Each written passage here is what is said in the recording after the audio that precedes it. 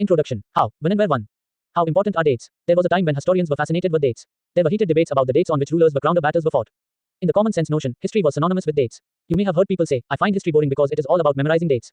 Is such a conception true? History is certainly about changes that occur over time. It is about finding out how things were in the past and how things have changed. As soon as we compare the past with the present, we refer to time, we talk of before and after. Living in the world, we do not always ask historical questions about what we see around us. We take things for granted, as if what we see has always been in the world we inhabit. But most of us have our moments of wonder, when we are curious, and we ask questions that actually are historical.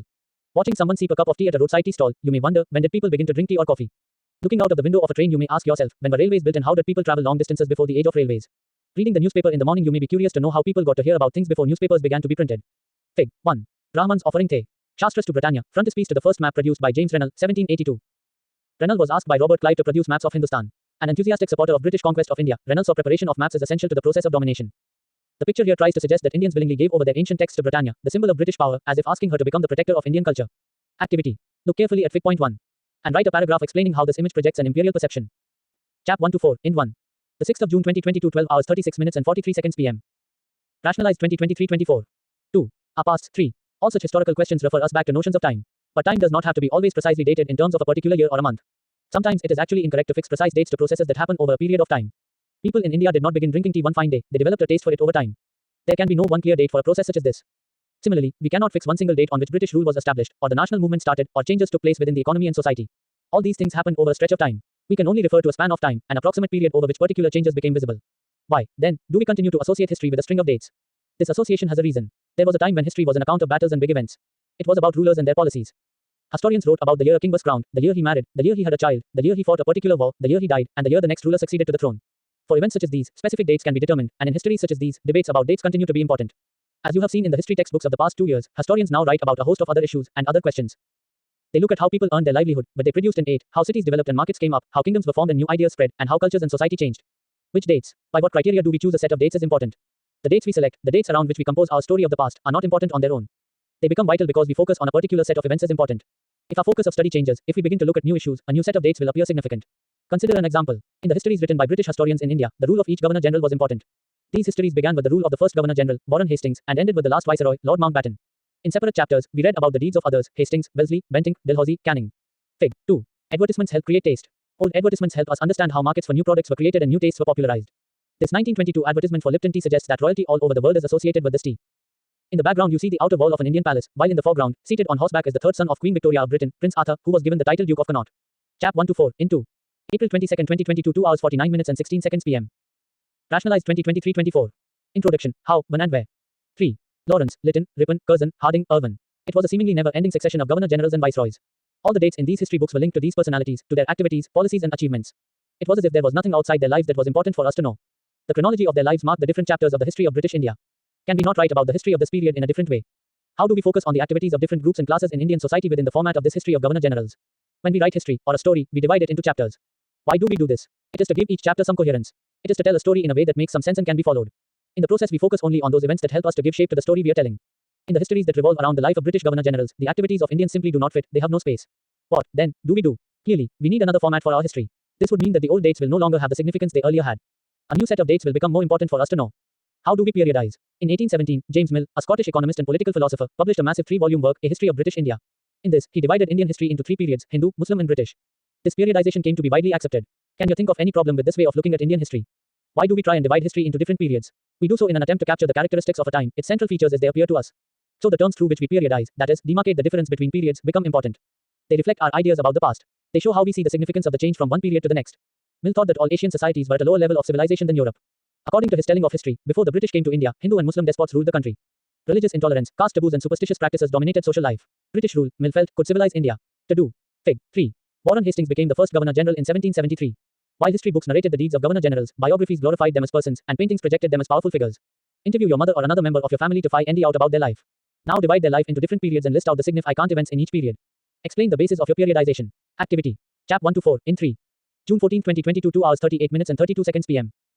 Rationalize 2023-24. 4. Our PASTS. 3. It was necessary to introduce European manners, arts, institutions and laws in India.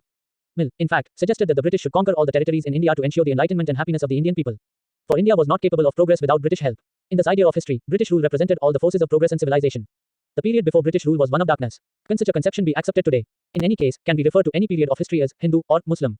Did not a variety of faiths exist simultaneously in these periods? Why should we characterize an age only through the religion of the rulers of the time?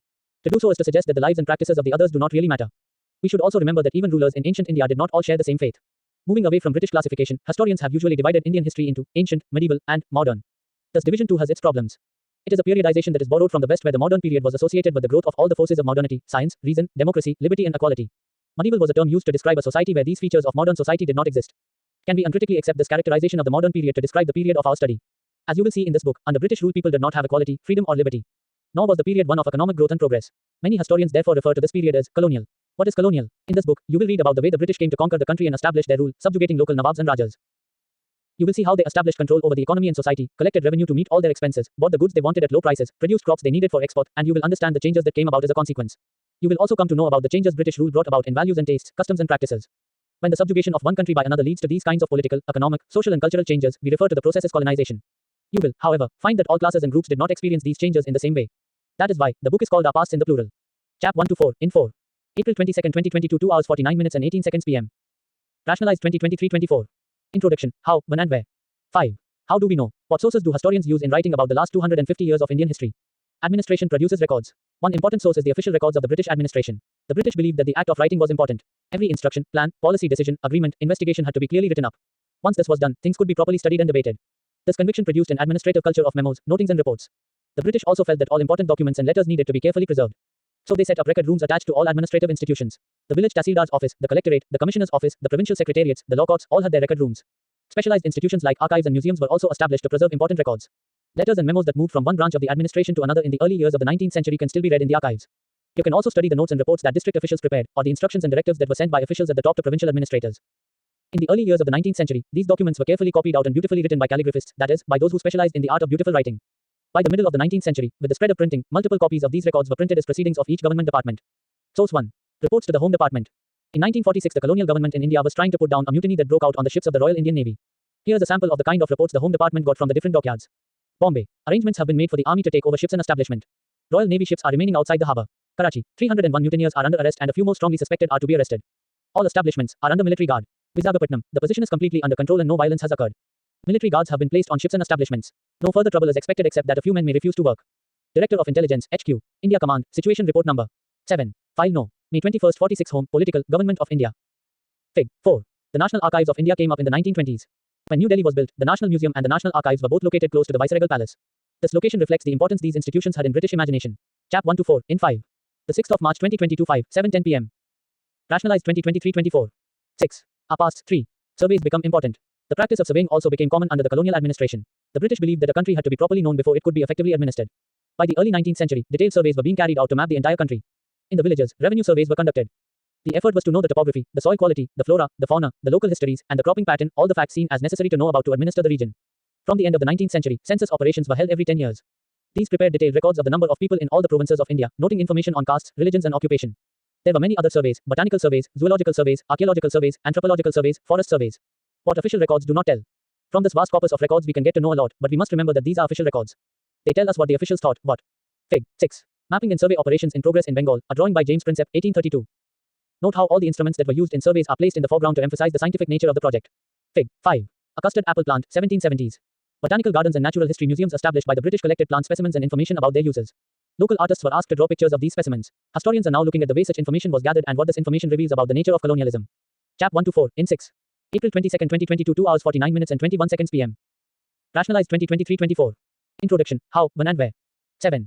They were interested in, and what they wished to preserve for posterity. These records do not always help us understand what other people in the country felt, and what lay behind their actions. For that we need to look elsewhere. When we begin to search for these other sources, we find them in plenty, though they are more difficult to get than official records. We have diaries of people, accounts of pilgrims and travelers, autobiographies of important personalities, and popular booklets that were sold in the local bazaars. As printing spread, newspapers were published and issues were debated in public. Leaders and reformers wrote to spread their ideas, poets and novelists wrote to express their feelings. All these sources, however, were produced by those who were literate. From these, we will not be able to understand how history was experienced and lived by the tribals and the peasants, the workers in the mines or the poor on the streets. Getting to know their lives is a more difficult task. Yet this can be done, if we make a little bit of effort. When you read this book, you will see how this can be done. Fig. 7. The Rebels of 1857. Images need to be carefully studied for they project the viewpoint of those who create them. This image can be found in several illustrated books produced by the British after the 1857 rebellion. The caption at the bottom says, mutinous sepoys share the loot. In British representations, the rebels appear as greedy, vicious and brutal. You will read about the rebellion in Chapter 5. Not fit for human consumption. Newspapers provide accounts of the movements in different parts of the country. Here's a report of a police strike in 1946. More than 2,000 policemen in Delhi refused to take their food on Thursday morning as a protest against their low salaries and the bad quality of food supplied to them from the police line's kitchen. As the news spread to the other police stations, the men there also refused to take food. One of the strikers said, "The food supplied to us from the police line's kitchen is not fit for human consumption. Even cattle would not eat the chapattis and dal which we have to eat." Hindustan Times, the 22nd of March 1946. Source 2. Look at sources 1 and 2. Do you find any differences in the nature of reporting? Explain what you observed. Activity. Chap 1 to 4 in 7. April 22nd, 2022, 2 hours 49 minutes and 22 seconds p.m. Rationalize 2023-24. 8. Our PASTS 3. Let's recall. 1.